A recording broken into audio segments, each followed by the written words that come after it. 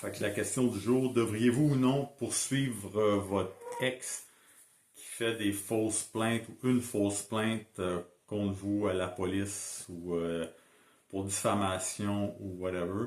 Euh, les choses à considérer, là, vraiment, c'est comment vous voulez envenimer la situation avec votre ex.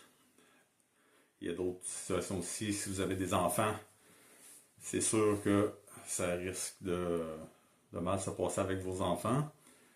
Comme dans mon cas à moi, la situation était différente parce que à cause de l'aliénation parentale, mon ex a fait des fausses accusations et j'avais déjà plus aucune relation avec mes filles. Puis la raison de la poursuite, c'était de prouver que je disais la vérité pour que essayer de retourner la situation avec mes filles pour qu'elles voient que je disais la vérité, que c'était leur mère qui mentait. Malheureusement, ça servirait contre moi, là, mais à cause de mon ancien avocat qui faisait rien de pourquoi je l'ai payé, etc. Comme je l'explique dans mes autres capsules. Euh, donc, c'est à vous de voir là, si ça vaut la peine ou pas. Euh, Il y a une plainte criminelle qui c'est méfait public. Ça, c'est quand tu fais une fausse plainte à la police, mais en général, les procureurs de la couronne, ils portent pas de charge pour ça.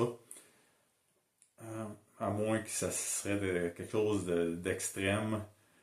Euh, mais dans les cas de séparation conjugale, j'ai jamais vu ça. Ça va être plus, mettons, des fausses alertes à la bombe, des choses comme ça, que les méfaits publics, euh, des charges de méfaits publics vont être déposées par les procureurs de la couronne.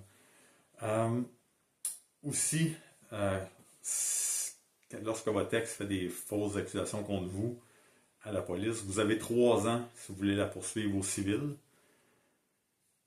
à partir du moment que vous avez connaissance là, de la fausse accusation contre vous.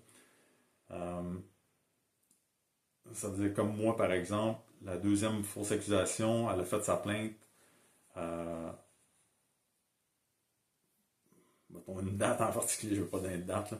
Elle a fait, mettons, sa plainte, puis j'ai été arrêté à peu près 2 mois plus tard. Ça veut dire que ma connaissance de la fausse accusation, c'est lors de mon arrestation. Fait que même si elle a fait sa plainte 2 mois auparavant, le délai commence à partir du moment que tu as connaissance, donc le jour de mon arrestation. Puis si jamais votre ex a fait d'autres choses, comme quelqu'un qui m'a écrit, qui m'a dit que son ex, elle avait appelé la police pour dire qu'il était suicidaire alors qu'il était au travail, la police s'est présentée à son travail pour faire sa job, là, s'assurer que la personne n'est pas suicidaire. Mais ça, c'est aussi, tu pourrais poursuivre quelqu'un pour ça, parce que ça porte atteinte à ta réputation. Puis ça aussi, ça serait 3 ans. Ben, pour une plainte de diffamation, mettons que votre ex, elle va sur les réseaux sociaux, puis elle dit que, mettons, vous l'avez violé ou elle porte atteinte à votre réputation de peu importe quelle manière. Elle dit que, je sais pas moi, peu importe quelle connerie, mais ça, vous avez 1 an pour ça, pour poursuivre si jamais vous voulez aller dans cette direction-là. Mais comme je vous dis, si vous avez des enfants, que vous avez une bonne relation avec eux autres, c'est peut-être pas suggéré de faire ça. Fait que, mon petit commentaire pour ça.